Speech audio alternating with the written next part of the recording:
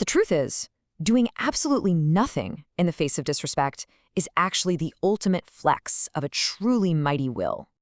We see this so clearly in the teachings of the great philosopher Swami Vivekananda.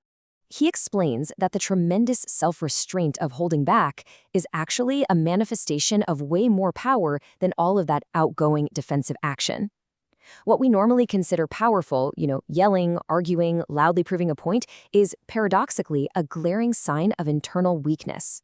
The Vivekananda asks us to picture a carriage pulled by 4 wild horses. Now, what's the greater manifestation of power here? Is it letting those 4 horses rush totally unrestrained down a steep hill, just completely out of control? Or is it being the grounded coachman who firmly curbs and holds them back? The true power absolutely doesn't lie with the horses running wild. It's all about the coachman holding those reins.